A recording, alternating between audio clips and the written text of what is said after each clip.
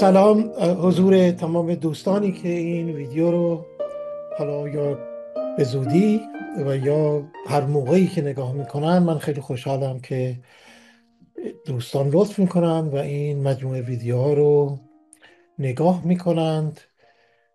برای یادآوری باید بگم که ما این ویدیوی سوم از مجموعه ویدیوهای آبادانی ایران ورای اسطوره اندیشی است که بخش اول این مجموعه ویدیوها راجع به چگونگی اندیشیدن یا تصور ایران به عنوان یک دولت ملت یا دولت ملی که در انگلیسی نیشن استیت گفته میشه هست.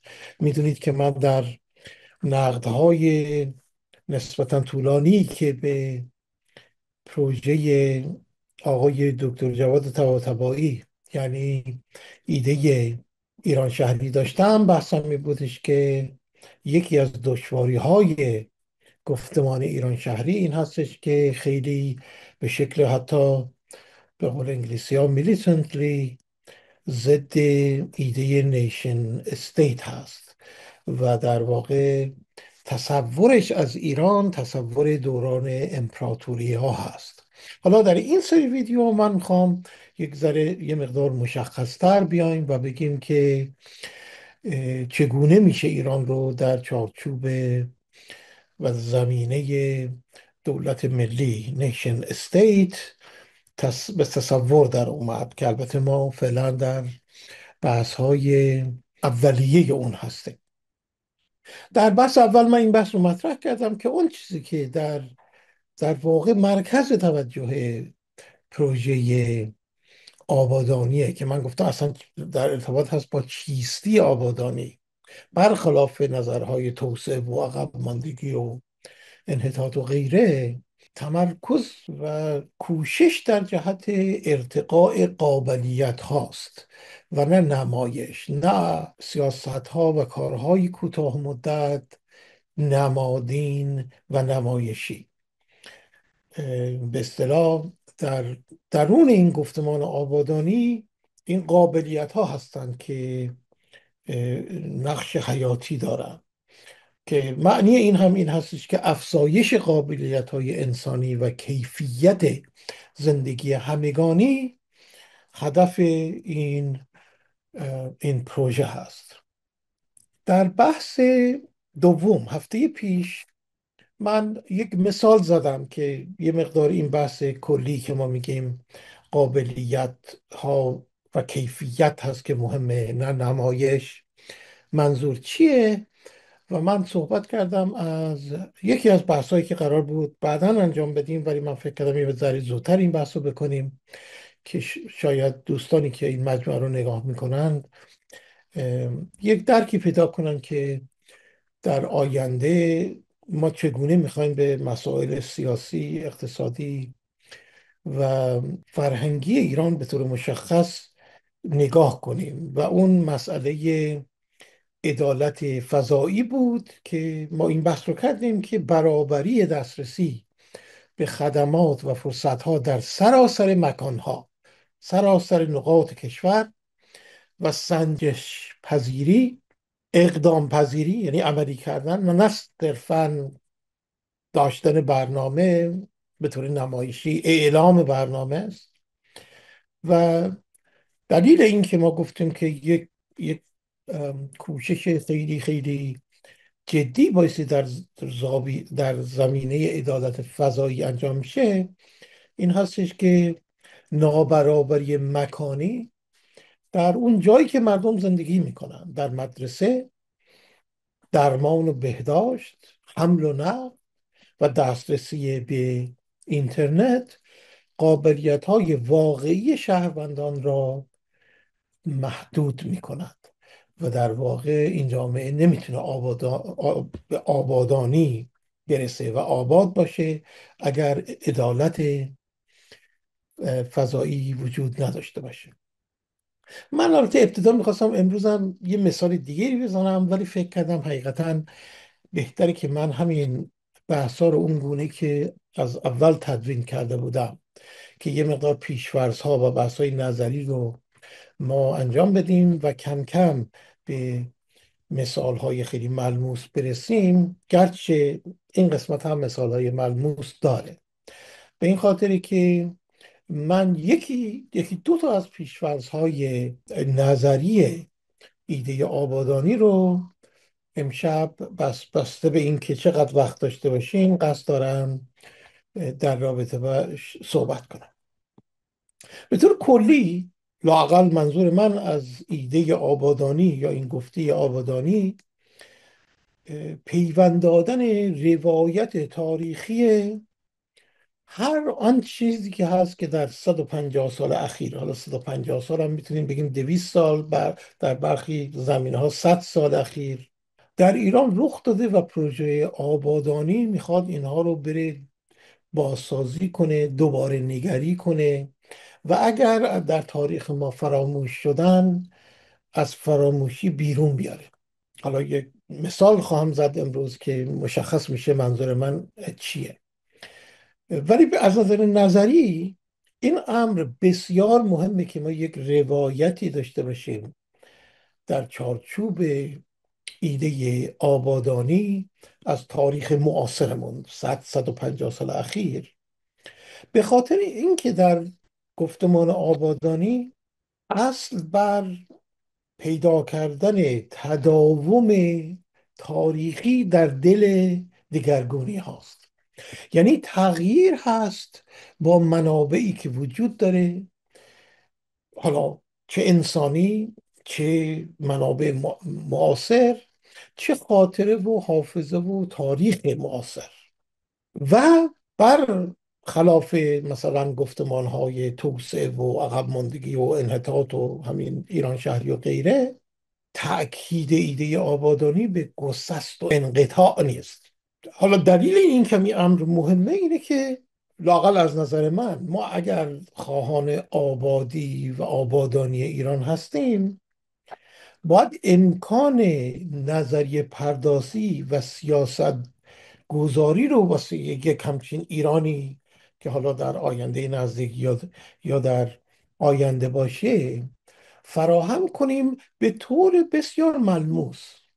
حالا من میگم که کاری که بایستی ما الان بکنیم، این کاری که لااقل هدف این نظریه یا ایده آبادانی هست، این هستش که یک بازخوانی از تاریخ 150 سال اخیر ایران بکنه و امکان تحقق اون چیزی که من حالا خیلی ساده بهش میگم تجدد دوم رو در ایران فراهم کنه. حالا من مفصل در چند بحث آینده خواهم گفتش که چرا میگم تجدد اول، چون که تجدد دوم از رفرم های دوران قاجار و مشروطه شروع میشه که مقدار زیادی از این تحولات رو ما از خاطرمون رفته یا فراموش شده یا سرکوب شدند، که بعضا کاری که من در اینجا خواهم کرد از جمله امشب این هستش که یادآوری این دستاوردها هست. و البته بحث من این نیستش که هیچ نوع تحول، یعنی فقط ما اگه بدونیم در گذشته مثلا 150 سال پیش ایران و ایرانی ها چه کاری کردن ایران بهش میشه، به این گونه نیست، بلکه ما این کار رو احتیاج داریم واسه تدوین تجدد دوم در در ایران، در کشور. حالا واسه بحثی که من امشب میخوام بکنم، من ابتدا میخوام سه تا نکته رو مطرح کنم که انتقادی هست و از این طریق بیام و این بحث مشخص رو انجام بدم. و این همه در رابطه با این همه بحث گسست یا انقطاع و تداومه. شاید برخی از دوستانی که ویدیوهای مجموعه پیش از ایران شهری، یعنی اندیشیدن در رابطه با آبادانی ایران رو در خاطرشون باشه، من فکر میکنم در 2 جلسه ما راجع به بحث های متفکر انگلیسی امریکایی تیم میچل که استاد دانشگاه کلمبیا صحبت کردیم. تیم میچل تخصصش یک عمر در رابطه با در واقع نقد نظریه های توسعه و عقب ماندگی در مصر. کار اصلیش در مصر و در اون کتاب مهمش، ولی تقریبا در کارهای دیگرش هم به همین شکل این بحث رو میکنه که حقیقتا دست آورد کوشش 100 ساله متفکران و محققان اینی که راجع به مسئله عقب موندگی و توسعه در مصر کار میکردن این شده که اصلا شرایط زمینه های عقب موندگی جامعه مصر رو یک سری پدیده های طبیعی مصر میدونستن. حالا برخی فرهنگی، برخی اقتصادی، برخی اقلیمی، برخی جغرافیایی و غیره. و از این نظر و حقیقتا کار تیم میچل بسیار بسیار جالبه. خب حرف تیم میچل البته اینه که عقب موندگی یک نظریه است، یک گفتمانیه که خودش محصول یه سری رابطه قدرت و دانشه، یعنی در ارتباط خیلی نزدیکه با اون بحثی که میشل فوکو میکنه که حقیقت رو چگونه نهادها، انسانها، کسانی که به منابع قدرتی دسترسی دارند میسازند و بعدا طبیعی جلوه میشه. به نظر میاد عادی ترین مثلا نوع توضیح اقتصادی اجتماعی جامعه چین میشه، طبیعی جلوه میکنه، اون چیزی که مثلا گرامشی بهش میگفت هژمونی.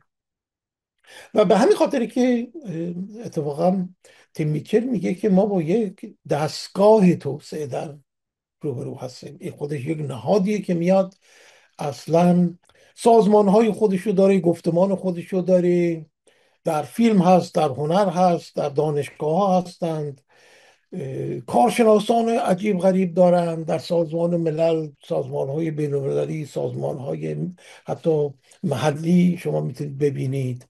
و اینا با تولید روایت ها و سنجه ها و نشون دادن کمبودها، کاستی ها، یک تعریفی واسه کل جهان، ولی به خصوص هر کدوم از کسانی که در هر منطقه جغرافیایی که زندگی میکنند، این ایده عقب ماندگی رو به عنوان یک واقعیت طبیعی این جوامع میارن.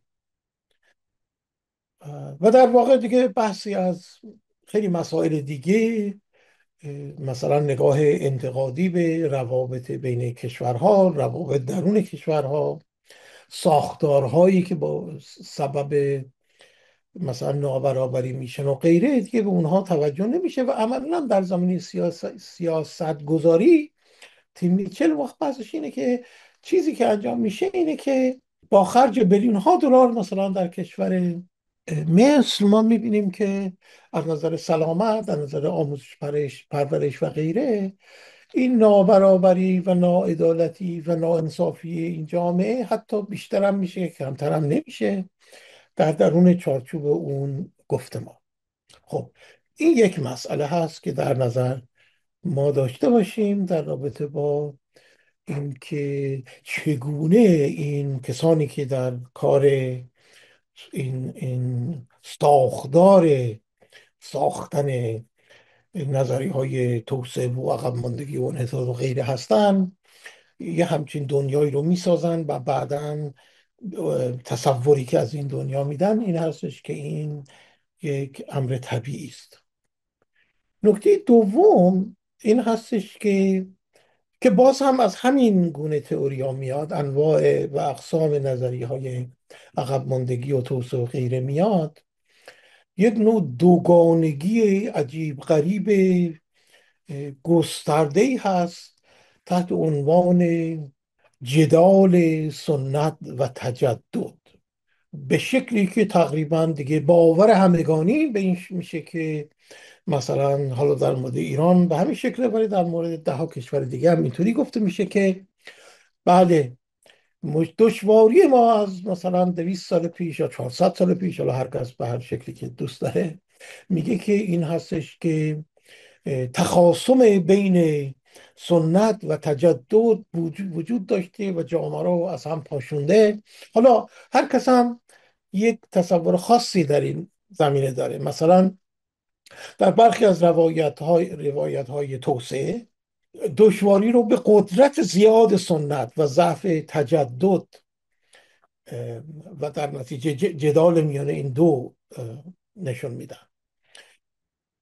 در بعضی از این نظریه ها حتی به عکس، مثلا یک عده‌ای میان، مثلا این در زمان که این نظریه های غرب زدگی در ایران خیلی مد بود و همه میگفتن، بحث این بودش که تجددخواهان اومدن زیاده روی کردن و به سنت مثلا اهمیت نمیدن. ولی در هر مورد یک نوع نگاه زادگرایانه هست، مثل اینکه سنت یه چیزی هست که از دنیای باستان اومده، همینطور اونجا وایستاده و صد راه تجدد شده، یا تجدد یک چیزی هست که هیچ گونه ارتباطی با سنت نداره، از یک جایی مثلا عمدتا مثلا در مورد ایران گفته میشه از اروپا اومده، مردم باش بیگانه بودن یا نتونستن بفهمن و غیره. یک نوع دوگانگی زاد انگرانه و ایستا در رابطه با این مفاهیم پیدا میشه و اون وقت همونطوری که در طبیعی جلوه دادن عقب موندگی به نظر میاد حقیقتا راه و چاره ای نیست دیگه، این جامعه اینطوری عقب مونده است. مثلا وقتی هم که میخوان بگن که خب چرا مثلا در ایران این گونه شد، یا در ما مثلا زمینه اقتصاد، فرهنگ، حالا هر چیزی، سیاست، به این شکل هست، میگه خب این جامعه عقب مونده است، یا جامعه سنتیه، یا تجدد اینطوریه یا اونطوریه. دقت کنید که با وجود ادعای اینکه این نظریه های توسعه، عقب موندگی و غیره ظاهرا اومدن که مثل یک دکتر ایران مریض ایران رو خوب کنن، فقط داره میگه که تو مشکل اینه که سر درد میکنه، مشکل اینه که فشار خون داری، مشکل اینه که قلبت اشکال داره، و اینو هی انقدر یادآوری میکنه که این میشه جزء ذات این آدم.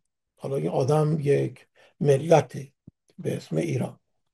بحث من در اینجا این هستش که در مقابل این نوع روایت ها که نظریه های عقب ماندگی و توسعه و همین ایران شهر یا غیره میدن، خوانش آبادانی از ایران معاصر به جای دوگانه سازی مثلا سنت و تجدد، نگاه میکنه به قابلیت ها، نهادها و اتفاقا تداوم های تاریخی. و ما وقتی که این گونه نگاه کنیم اتفاقا متوجه میشیم که این دوگانگی سنت و تجدد بیپایه است. من البته در ویدیوهای دیگه این رو بحث رو تا حدی انجام دادم، ولی در اینجا به طور خیلی مشخصتر این بحث رو خواهم کرد. به این بحث برخواهم گشت، ولی واسه بحث امشب ما فقط شما دوستان به این مسئله توجه کنید که من ادعای لااقل که دارم این هستش که در چارچوب نظریه آبادانی، اینکه اون دشواری ها، اون چیزی که به اسم عقب موندگی، اون چیزی که به اسم فقر، نابرابری، ناعدالتی، هر چی که گفته میشه وجود داره، در درون روایت های عقب موندگی و انحطاط و توسعه و غیره ساخته و پرداخته شدن. یعنی این گفتمان ها هستند که این مثلا در رابطه با ایران رو یک کشور عقب مونده که در زندان سنت مونده، یا یه تجددی داره که این تجدد هیچ وقت نتونسته در مقابل سنت قد علم کنه. و مثلا حالا در مورد ایران به خصوص جامعه ای که همش دچار انقطاع، دچار گسسته. من البته بحثم این نیست که یه وقت اینطور سوء تفاهم نشه که بگم جامعه ایران بهشت موعود بوده و هست و فقط اشکال ما از این روایت هاست. نه، بحث من اینه که در جامعه ایران مثل هر جامعه دیگه، مثل هر جامعه دیگه، ولی ناانصافی و ناعدالتی و نابرابری وجود داره. اون چیزی که حالا ما سهوا میتونیم بگیم که مثلا عدم رشد اقتصادی یا سیاسی غیره اینا وجود داره، ولی تلاش ها، کوشش های الهام بخش مثبت هم وجود داشته و داره. ولی یه روایت اومده که یه روایت یه بسته بندی از تاریخ ایران داده که اساسش اینه که در ایران تداوم مثلا تجدد یا تجدد خواهی، ترقی خواهی وجود نداشته، و دوم اینکه تمام دشواری های ما بر اثر مثلا این جدال سنت و تجدد به حالا هر شکلی که گفته میخواد بشه. من امیدوارم وقت باشه که دو تا بحث رو بتونم در این زمینه انجام بدم. خیلی خوب. واسه اینکه خیلی بحث طولانی نشه، من فقط یه بحث رو در رابطه با به اصطلاح که تاریخ ایران رو به عنوان تاریخ گسست‌های پشت سر هم میبینه رو مطرح میکنم و از اونجا میریم. خب ما متفکر، اقتصاددان، تاریخ نویس معروف و مهم ایران آقای دکتر همایون کاتوزیان تقریبا میشه گفت شاید یکی از کسانی هستند که پیش قدم بودن در رابطه با تعریف جامعه ایران یا تاریخ ایران به عنوان جامعه کوتاه مدت. بعض به جایی گفتن و برخن هم حتی ایران رو یک جامعه کلنگی نام دادن. و دقت کنید که اینها خیلی، حالا جامعه کوتاه مدت شاید یک ذره بهداشتی تره، ولی جای کلنگی یعنی جامعه ای هستش که مثلا وقتی میگیم یه خونه کلنگی هست یعنی دیگه از بیش و از بنیاد فاسده، بر روی هیچ چیزی وای نستاده و یا خودش خراب میشه یا باید خرابش کرد. دقت میکنید که چی داره گفته میشه. این حتی از بحث عقب ماندگی و اینها هم خیلی فراتر میره. من البته قصدم نقد خیلی در جزئیات بحث ایشون نیست و مطمئنم که دوستانی که علاقه‌مندن یا اطلاع دارن یا میتونن برن نوشته ایشون رو بخونن. ولی خلاصه ای بگم اینه که ایشون میگن در ایران دولت ها دولت های اختیاری هستند، یعنی حتی دولت های دیکتاتوری نیستند. دولت های مستبد، ما یک نوع اقتدار مطلق داریم که در نتیجه هیچ گونه امنیت و تأمین سیاسی فرهنگی در جامعه وجود نداره. جامعه کوتاه مدته، چون که ما همیشه جنگ و جدال چه در سطح ملی چه در سطح محلی، جنگ این حاکمان مطلق رو داشتیم با هم.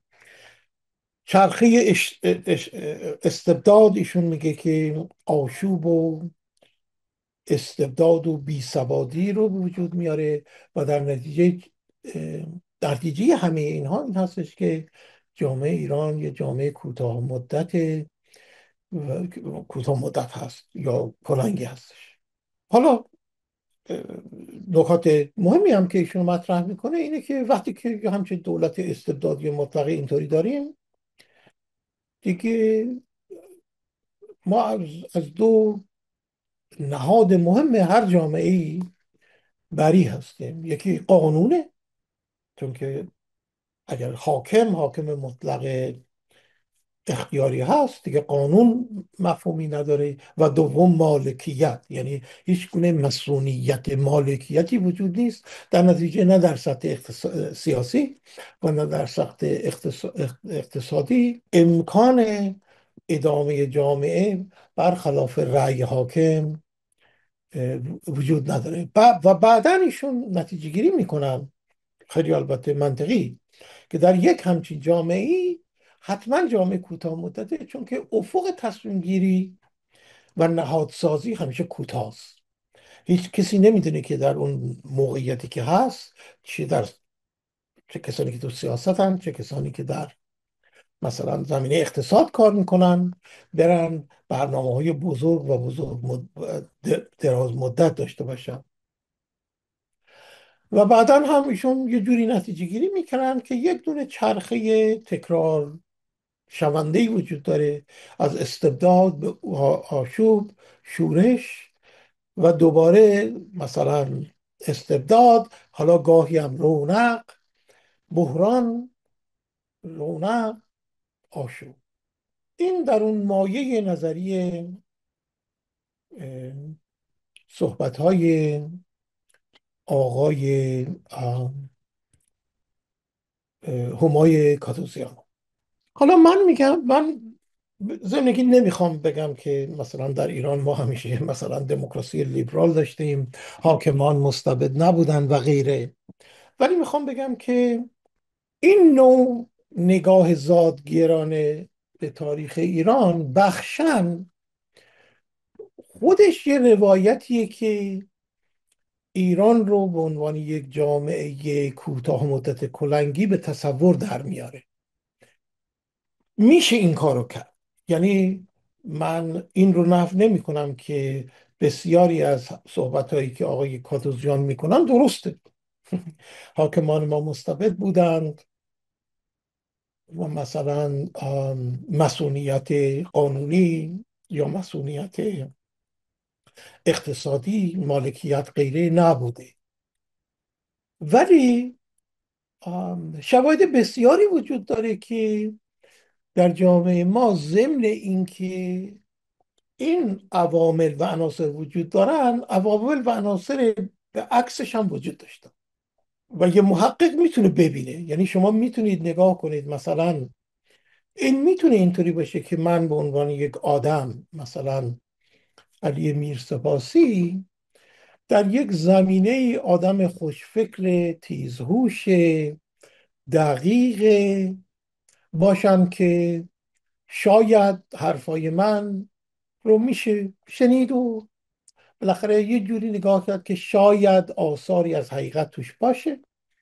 ولی همین منه که علی میرسپاسی باشم، در یک زمینای دیگه حرفای من قابل اعتنا نیست.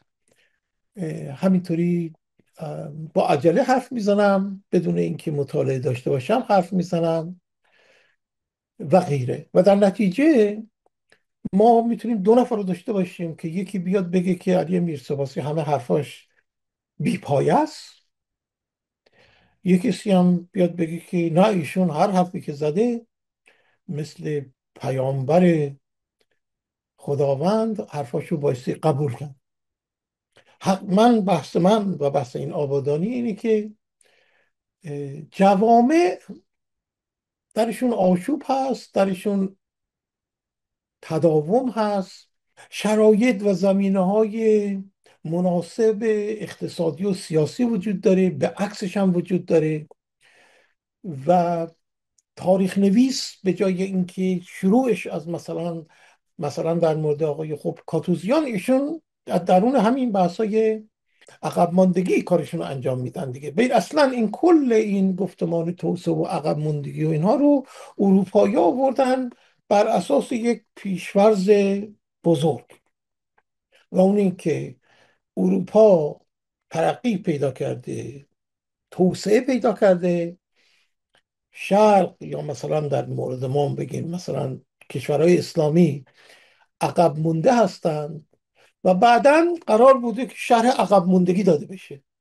چالنجی که من به این تئوریا و این نظریات دارم اینه که خیلی خوب، این نظر اروپایی هست. اروپایی ها حالا خود اینها اون گونه که تاریخ اروپا هم نوشتند، همش فقط تاریخ اروپا رو نکات مثبت و مهمش رو گفتن. من یک ویدیو راجع به فرانسه داشتم که یوجین ویبر، تاریخدان مهم فرانسوی، چگونه میگه که اتفاقا اون چیزی که ما بهش میگیم سنت به شکل بسیار رادیکالی در مقابل تجدد در فرانسه تا اوایل قرن بیستم وایستاده بود، ولی مثلا دوره عقب موندگی هیچ کسی به این مسائل توجه نمیکنه.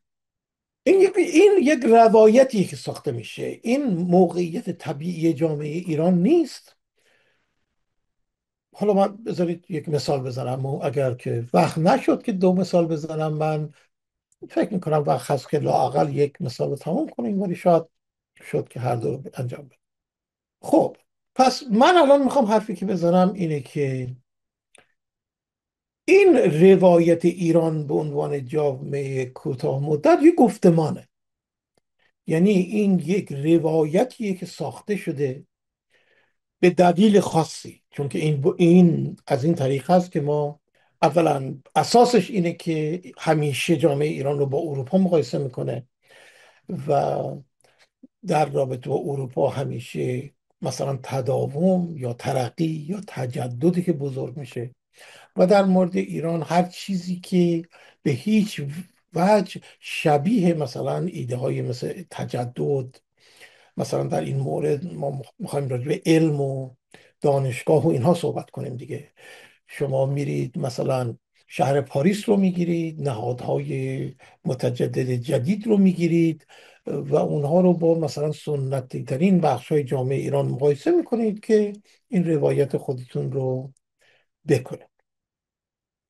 یکی از حرفهایی که ما زیاد میشنویم، من به خصوص چون که یک کتابی دارم می که بخش مهمیش راجع به تاریخ اومدن نهادهای آموزش پرورش عالی و دانشگاه در ایران هست.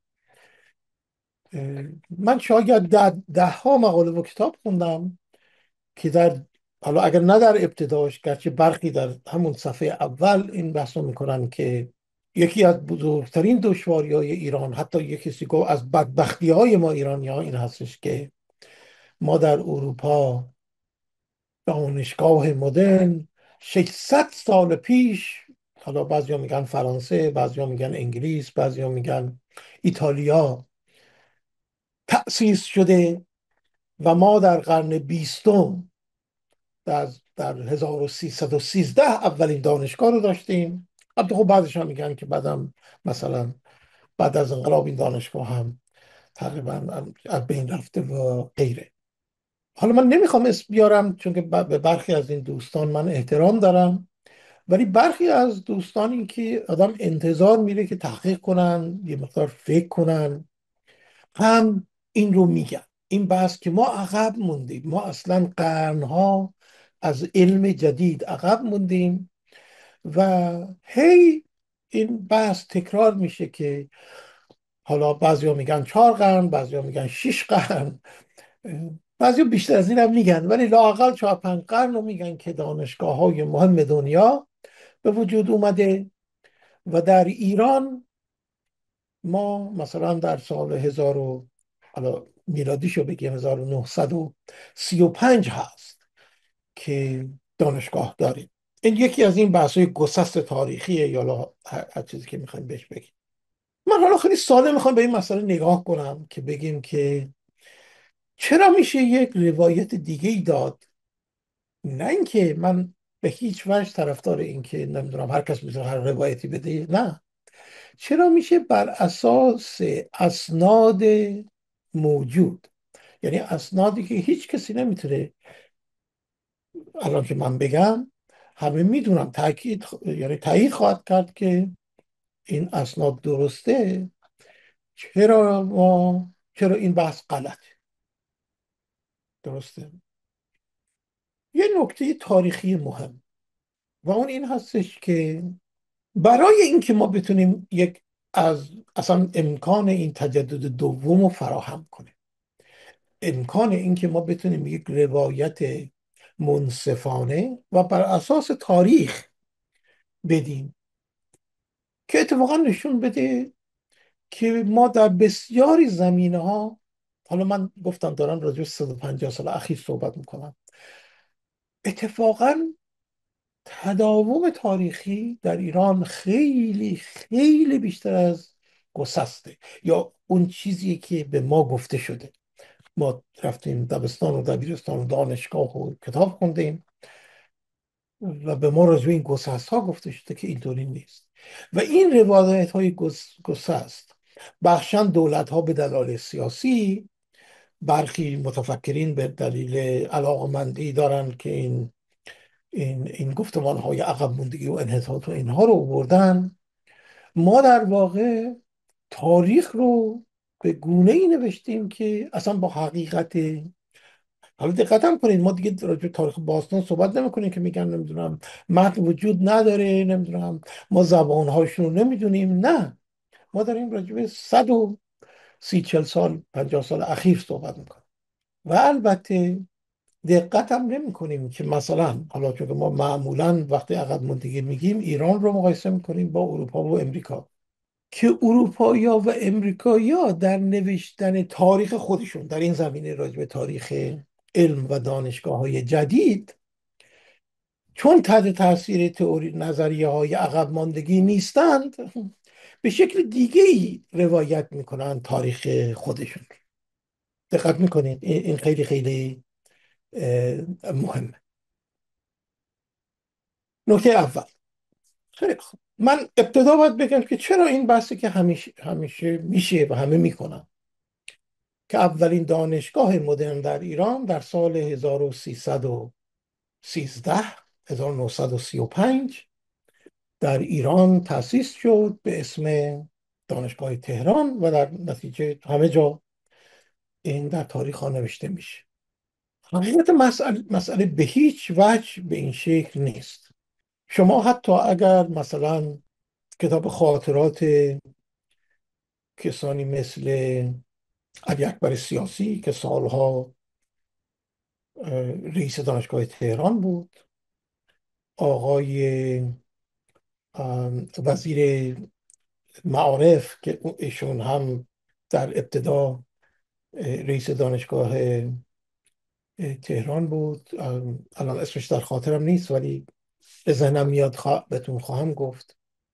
حکمت، آقای حکمت در شرح، که میدونید که ایشون آدم اصلی بود چون که وزیر فرهنگم بود، اصلا در قانون دانشگاه تهران اولا به این شکل شد که دانشگاه تهران جز وزارت معارف یا فرهنگ بود و ایشون هم یه مدتی رئیس این دانشگاه بود. ایشون خودش میگه که دانشگاه تهران که تأسیس شد عبارت بود از 5 دانشکده که قبلا وجود داشتن به اضافه یک دانشکده. تنها دانشکده ای که در سال 1313 تأسیس شد دانشکده الهیات بود، که مثلا در زمان قاجار یا پیش از دوره پهلوی اول ما دانشگاه الهیات نداشتیم. ولی مهمترین دانشکده ای که اصلا تأسیس دانشگاه تهران در رابطه باش هست که دانشکده پزشکی باشه، دانشکده حقوق، علوم سیاسی فنی، دانشکده هنرهای مستصرفه. اینها همه پیش از تأسیس دانشگاه تهران وجود داشتن. کاری که شد این بودش که یک زمینی در اون جایی که الان دانشگاه تهران هست خریداری شد، که آقای حکمت در جزئیات اینو میگن. من البته در این کتابی که دارم می‌نویسم جزئیات اینو میگم، برای اینجا لزومی نداره ما اینو بگیم. و اصل و اساس این دانشگاه هم خیلی از کسان، استادا، آدمای مهمی که درگیر تأسیس این دانشگاه تهران بود و این دانشگاه مرکزی در وسط شهر تهران، یا حالا اون زمان که وسط هم نبود، بودند. اینها در ارتباط با یا دارالفنون بودن، یا مدرسه علوم سیاسی، یا مدرسه عالی حقوق، مدرسه طب.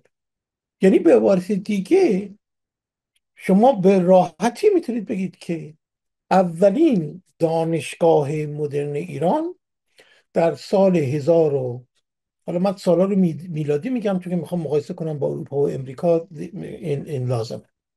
ما در دقیقا وسط قرن 19 اولین دانشگاه نوین ایران رو داریم، دارالفنون. حالا دارالفنون به خصوص در زمینه تکنولوژی و علم و طب مهمه، ولی در سال 1899 مدرسه عالی علوم سیاسی تأسیس میشه.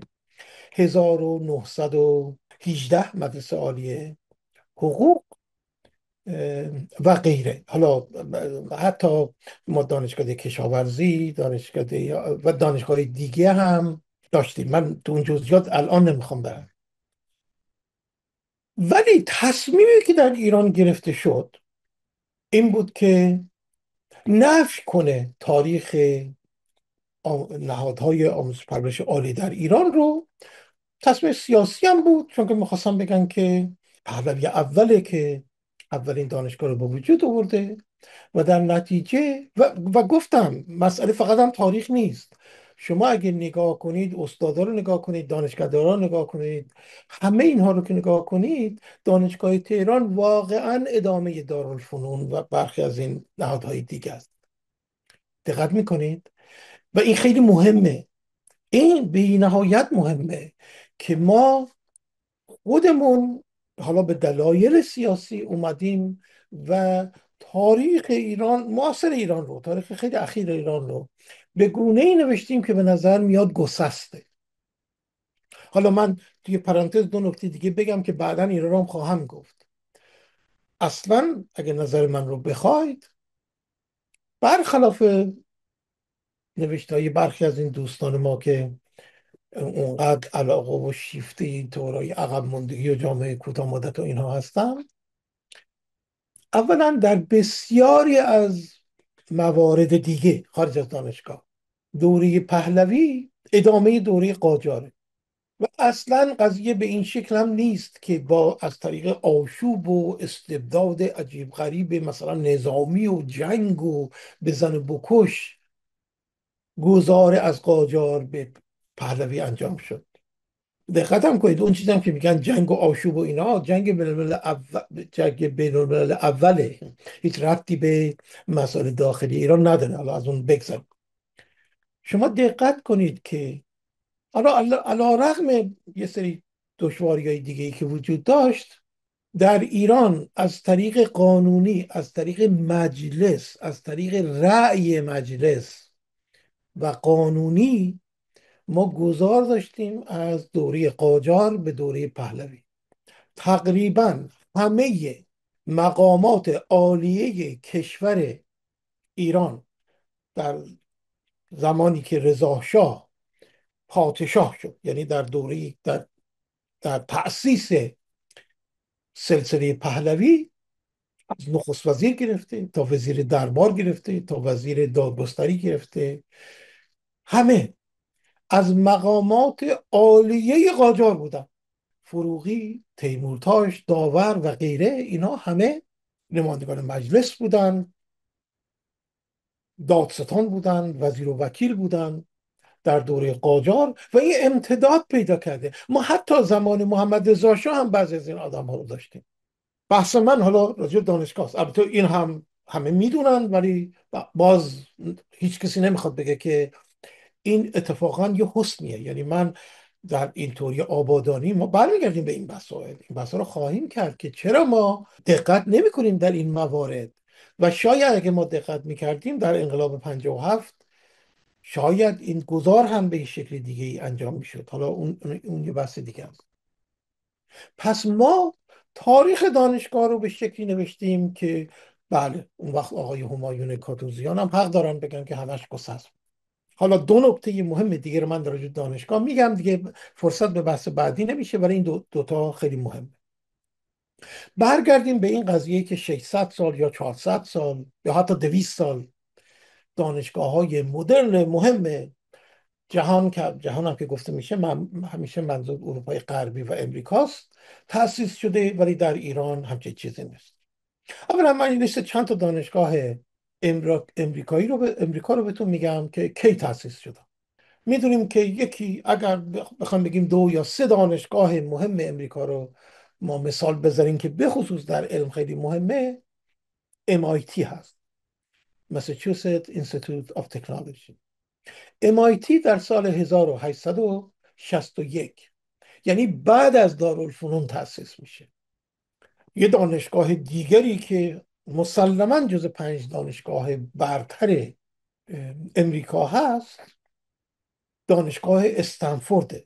حالا دانشگاه استنفورد درست جالبه که تاریخ تأسیسش از 1885، ولی حقیقتا در 1891 باز میشه. یعنی دقت کنید که چند دهه بعد از دارالفنون استنفورد رو ما داریم. کلتک که بعد از MIT مهمترین دانشگاه اصطلاح مهندسی و علمی امریکا هست، در سال 1891 تأسیس میشه. یکی از معتبرترین و بزرگترین دانشگاه های امریکا که در پزشکی، در در خیلی زمینه ها دانشگاه برتر امریکاست، جان هاپکینز یونیورسیتی هست که جان هاپکینز یونیورسیتی هم حدود 20 سال بعد از دارالفنون تأسیس میشه، یعنی در سال 1876. من چون که وقت نیست نمیخوام یکی یکی بگم، ولی شما این مسئله در مورد کرنل، یونیورسیتی آف شیکاگو، UCLA و ده ها دانشگاه امریکایی دیگه صادقه که اگر فقط زمان مسئله باشه، تأسیس اولین دانشگاه مدرن در ایران، اگر ما بگیم که دانشگاه تهران هست که سابقش از دارالفنون میاد که من به این برخواهم گشت، اگر نگیم که بعضا یه ذره زودتر از برخی از این دانشگاه ولی همزمان تقریبا تأسیس میشن. حالا من یک چند تا مثال هم از اروپا میزنم، چون که خیلی ها ممکنه بگن او امریکا تاریخ نداره یا تاریخش خیلی جدیده، ولی دقت نمیکنن که به هر حال امریکا امروز از نظر دانشگاه در دنیا رتبه اول رو داره. پس شاید اصلا مهم نیست که 600 سال پیش چی بوده، ولی من میخوام از اروپا هم مثال بزنم که دوستان متوجه بشن که تاریخ به چه شکلیه. دانشگاه پلیتکنیک مهم تکنولوژیک زوریخ سوئیس 1855 تشکیل میشه، تقریبا همزمان دارالفنونه. امپریال کالج لندن که خیلی ها میگن بعد از آکسفورد و کمبریج دانشگاه سوم عمده انگلیسه، ولی مسلما جزو 5 دانشگاه عمده انگلیسه. امپریال کالج سالها 50 سال بعد از دارالفنون تأسیس میشه.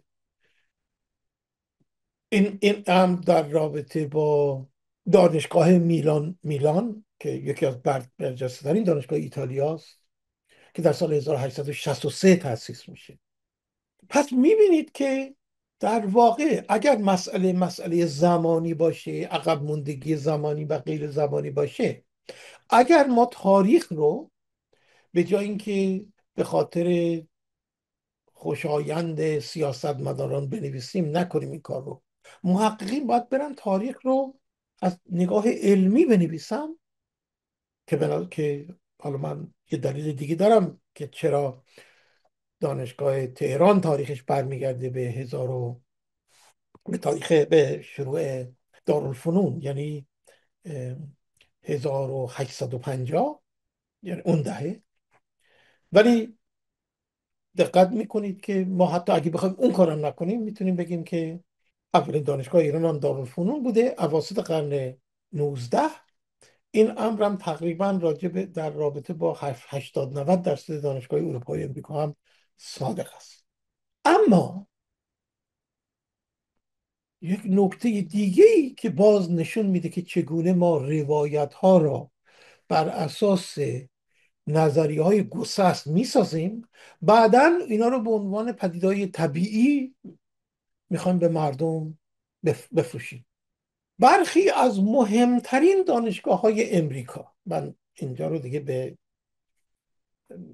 اینجا میخوام به امریکا تاکید کنم که ما میشناسیمشون، و این دانشگاه ها شما وقتی که میرید مثلا در کتاب های تاریخی یا مثلا بروشورشون میبینید، به نظر میاد یه قرن، 2 قرن یا مثلا 50-100 سال پیش از این دوره اواسط قرن 19 تاریخ دارند رو برید در جزئیات نگاه کنید و خیلی جالبه و این خیلی کمک میکنه که ما اون وقت رابطه دانشگاه تهران و دارالفنون رو ببینیم. یکی از مهمترین، حالا خیلی ها میگن شاید مهمترین یا شاید جز 2 یا 3 دانشگاه مهم امریکا، دانشگاه پرینستون. من اتفاقا در شهر پرینستون زندگی میکنم، در نتیجه یک دانشگاه خیلی زیبایی هم هست. دانشگاه پرینستون اگه ما بخوایم به شکل، به اون گونه که تاریخ رو در ایران می نویسن، تاریخ دانشگاه ها رو ببینیم، دانشگاه پرینستون در واقع اواخر قرن 19 اوایل قرن 20 تأسیس شده. ولی شما اگه برید بروشور دانشگاه پرینستون رو ببینید یا هر تاریخ دانشگاه های امریکا رو که شما نگاه کنید، میرید میبینید که نه، این دانشگاه قدمت نزدیک به 200 سال داره. چرا؟ به خاطر اینکه دانشگاه پرینستون پیش از اینکه به عنوان دانشگاه پرینستون نامیده بشه، یه کالج کوچیکی بوده البته در شهر پرینستون و اسمش هم این بوده، کالج آف نیوجرسی. در سال 1896، یعنی تقریبا، یعنی مسلما آخر قرن 19، این کالج آف نیوجرسی تبدیل میشه به پرینستون یونیورسیتی. ولی شما هر جایی که در امریکا برید، از جمله خود مقامات و نوشته های تاریخ دانشگاه پرینستون، اینها تاریخ تأسیس پرینستون رو از سالی که کالج آف نیوجرسی تأسیس شد می نویسن. شاید بعضی از دوستان تعجب کنند که این مسئله راجع به کلمبیا، یکی دیگه از برجسته ترین دانشگاه های امریکا، هم درسته. دانشگاه کلمبیا هم تقریبا نصف تاریخ خودش به اسم دانشگاه کلمبیا نبود که این یک دانشگاهی وجود داشت، البته اون زمان حتی بیرون یه ذره شهر نیویورک هم بود، به اسم کینگز کالج. این دانشگاه هم اتفاقا همزمان با پرینستون 1896 اسمش عوض شد، یا اصلا این مؤسسه شد کلمبیا یونیورسیتی. ولی تاریخ کلمبیا یونیورسیتی هم از زمانی نوشته میشه که کینگز کالج تأسیس شد. این مسئله راجع به ییل یونیورسیتی درسته، دانشگاهی که من کار میکنم، حتی NYU در اون را در مثلا NYU اسمش شد University of City of New York. البته الان یه دانشگاهی به اسم وجود داره ولی NYU اسمش بود عوض شد. ولی ما مثلا، من توی که در NYU هستم، میگیم که دانشگاه ما نزدیک 180 سال عمرشه. ولی چون ما NYU رو ادامه یونیورسیتی آف سیتی آف نیویورک میدونیم، اگر اون کار نخواهیم بکنیم فقط NYU رو بگیم، باید بگیم وقت NYU میشه در 2-3 سال آخر قرن 19 تشکیل شده. این مسئله در رابطه با UCLA هم درسته. پس نگاه میکنید، یعنی ما میتونیم، یعنی پرسش اینه چرا این علاقمندی وجود داره بین سیاستمداران ما، بین متفکرین ما، بین دانشگاهی های ما، که به آسونی میتونن برن این تاریخ رو ببینن، یا اگه میخوان مقایسه کنن هی نگن که 600 سال، 400 سال، 200 سال اروپایی و امریکا از ما جلو هستن. البته اینا بگم که وقت من منظورم نیست که این دوستان دروغ میگن. خب معمولا مثلا کمبریج و آکسفورد رو میگن، یا یکی دو دانشگاه دیگه هست تو ایتالیا و فرانسه رو میگن که قدمت داشتن. ولی جالبه، من این اطلاعات داشتم، امشب دیگه وقتی به اینا نیست. شما اگه برید نگاه کنید، خیلی این دانشگاه وابسته به کلیسا هستن، یا دانشگاهی هستن که بعضیشون حتی ممکنه مثلا 10-12 تا استاد دارن. به این گونه نیست که وقتی شما و مثلا دانشگاه مدرن به این شکل به حساب نمیان. خب اگه اینجوری باشه شما میتونید برید مثلا نظامی های ایران رو هم ببینید و غیره. ولی من بدون اینکه بخوام بگم که اگزاجره کنیم یا مثلا ایران رو خیلی بخوام با آیت حتما بهتر ببینیم و غیره، ولی انصافانه باید باشه. ما با عقده حقارت به جامعه خودمون نگاه نکنیم. یعنی حقیقتا من حرفی که میزنم اینه که این تئوری های عقب ماندگی و اینکه ما همیشه همه خوبی های اروپا رو ببینیم، در ایران هم دنبال بدی ها و کجی ها و دروغ و اینها باشیم و هی این رو بازسازی کنیم و فکر کنیم داریم واسه میهنمون یه کار مثبت انجام میدیم. نه، من فکر میکنم که اتفاقا این ایده آبادانی میخواد این رو بگه که چون تأکید پروژه آبادانی این نیست که اسطوره است، ما بریم شاهنامه رو بخونیم یا یک خدایک نامه ها رو بخونیم یا بریم شرح مثلا ایران زمان امپراتوری ها رو ببینیم و و از طریق یک جوری ناستالژیا، از طریق معجزه، ایران تبدیل بشه به قدرت اول تمام دنیا. نظریه آبادانی میگه که ما بر اساس اون چیزی که هست، منابعی که هست، میخوایم اون آدم هایی هم که واقعا وجود دارن امکانات واسهشون فراهم بشه، ارتقاء کیفیت زندگیشون بشه. اگر این پروژه آبادانی نمیتونه این حرف رو بزنه ولی بگه که مردم ایران چه در تاریخ حالا لااقل معاصر و نه در امروز هیچ دستاوردی ندارن، دستاوردی هم اگه دارن برمیگرده به مثلا ایران باستان یا چند تا کتاب که یک شاعر مهم یا یک متفکر مهم نوشته. ولی مردم ایران همینن، آدمای سنتی هستن که در دام استبداد، حالا بقیه میگن گیر افتادن، یه عده میگن خودشون اصلا استبداد رو به وجود میارن و غیره. نه اینکه اینها وجود نداره، ولی بحث من اینه که شما اینو رو در همه دنیا میتونید پیدا کنید.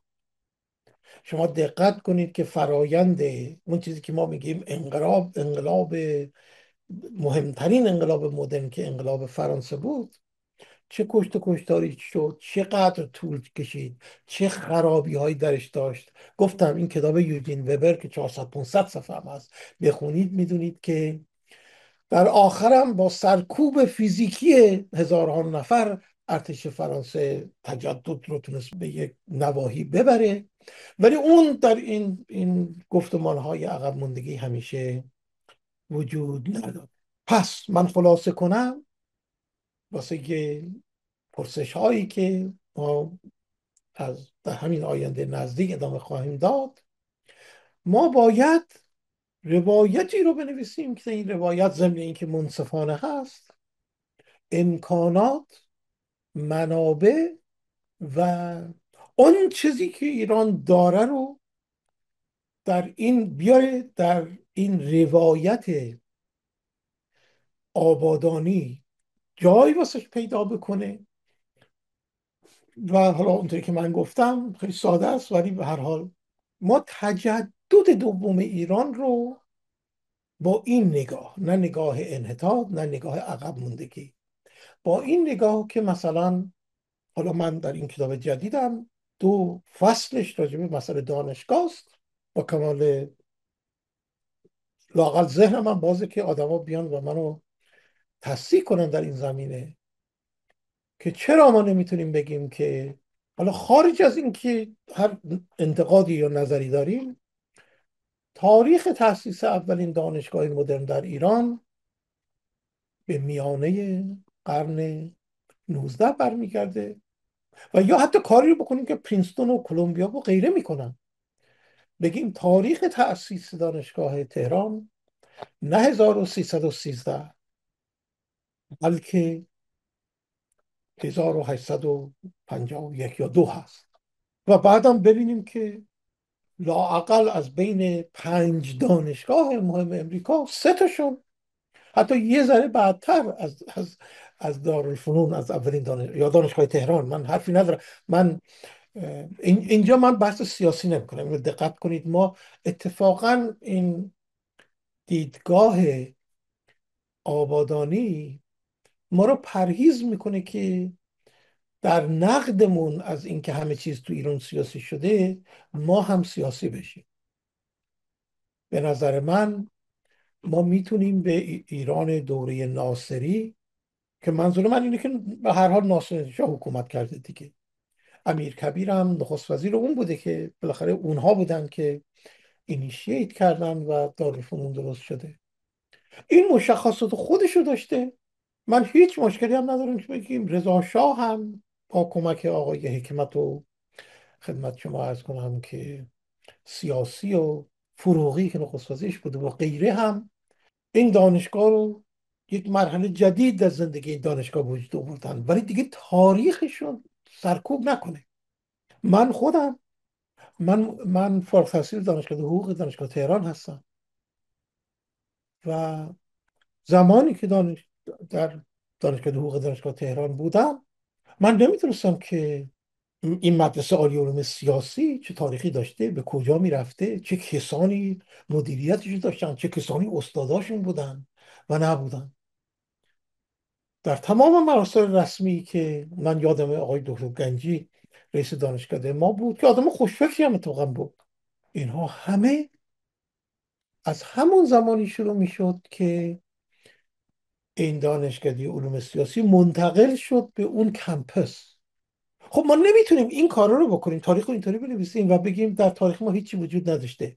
ما عملا این کارو میکنیم، ما تاریخ رو هی پاک میکنیم.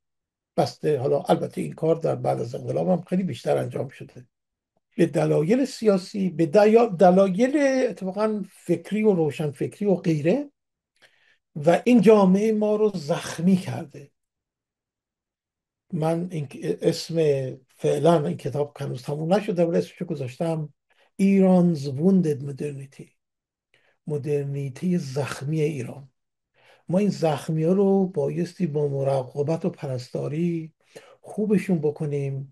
به نظر من لااقل بر اساس اون چی که من میدانم اندازه کافی منابع و ایده و تلاش وجود داشته واسه عدالت، واسه انصافگرانی، واسه آزادی و واسه سعادت و آبادی و آبادانی ایران، که من امیدوارم بتونیم در این بحثا در هر ویدیو یکیشون رو مطرح کنیم. یک دنیا متشکر.